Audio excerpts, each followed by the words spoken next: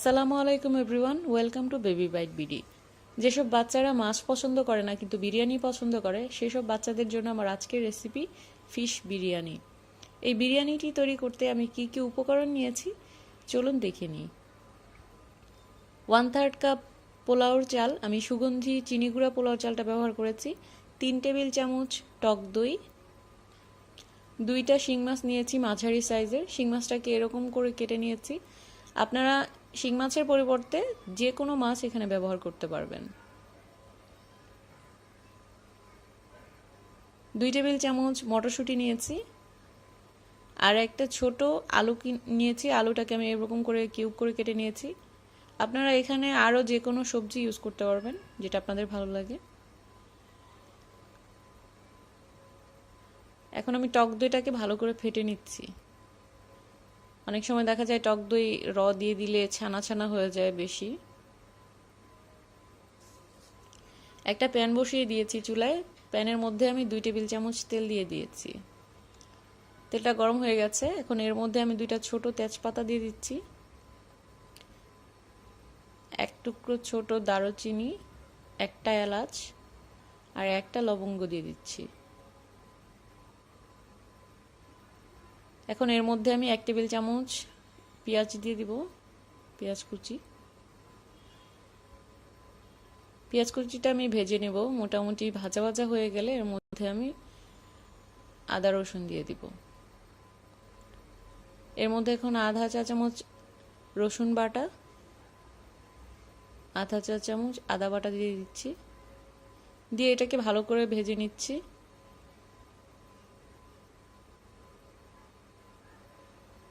এর মধ্যে এখন আমি পরিমাণ মতো পানি দিয়ে দিব মশলাটা কষানোর জন্য। এই মশলাটার মধ্যে এখন আমি আধা চা চামচ ধনিয়া গুঁড়া, আধা চা চামচ জিরা গুঁড়া এবং আধা চা চামচ হলুদ গুঁড়া দিয়ে দিচ্ছি। আপনারা চাইলে হলুদটা নাও দিতে পারেন আপনাদের বেবি পছন্দ না করলে।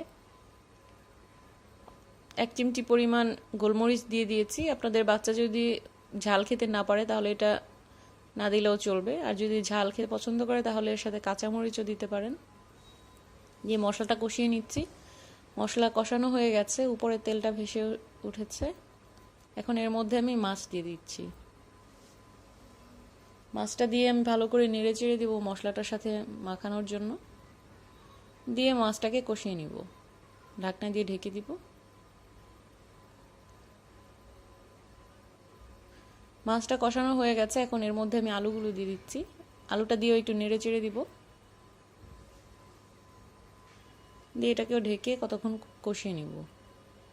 কষানো হয়ে গেছে। আমি এর মধ্যে একটু লবণ দিয়ে দিচ্ছি।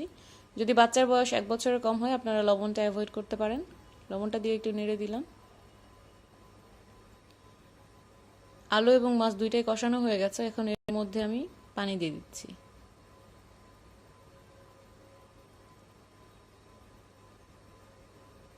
এবং টক দইটাও দিয়ে দিচ্ছি। আপনাদের বাচ্চা যদি বেশি নরম খাবার খায় তাহলে এখানে পানিটা বেশি দিতে পারেন।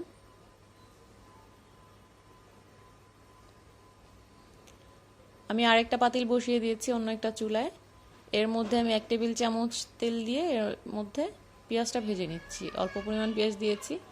আমি পোলাওর চালটা ধুয়ে নিয়েছিলাম, ধুয়ে ছেঁকে নিয়েছি। এখন এই পেঁয়াজের মধ্যে পোলাওর চালটা দিয়ে ভালো করে একটু ভেজে নিচ্ছি।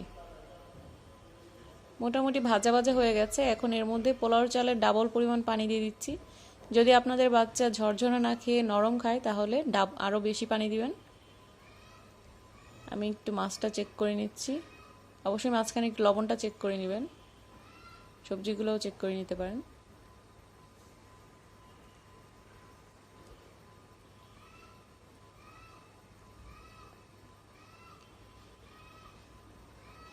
মাছটা মাখা মাখা হয়ে গেছে। এখন এর মধ্যে আমি মটরশুঁটিটা দিয়ে দিচ্ছি।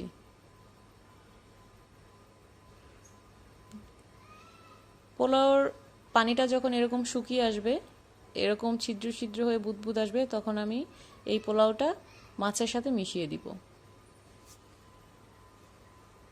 এখন এর মধ্যে মাছের সাথে মিশিয়ে দিচ্ছি ভালো করে নেড়ে চেড়ে। দিয়ে আমি এখন অল্প আছে 10 মিনিট ঢাকনা দিয়ে রান্না করব। ডিম আছে, একদম ধিমে আছে। হয়ে গেছে বিরিয়ানিটা, একদম কোনো পানি নেই, পানি একদম শুকিয়ে গেছে, ঝরঝরা হয়ে গেছে। এই অবস্থায় এখন আমি এটাকে নামিয়ে নিচ্ছি। হয়ে গেছে বিরিয়ানি। আপনাদের বাচ্চারা যদি ঝরঝরা খেতে পছন্দ না করে তাহলে পোলাও রান্না করার সময় আর একটু বেশি পানি দিয়ে দিবেন। আমার আজকের রেসিপি যদি আপনাদের ভালো লেগে থাকে তাহলে প্লিজ আমার চ্যানেলটি সাবস্ক্রাইব করবেন এবং সবার সাথে আমার রেসিপিটি শেয়ার করবেন এবং অবশ্যই কমেন্টে জানাবেন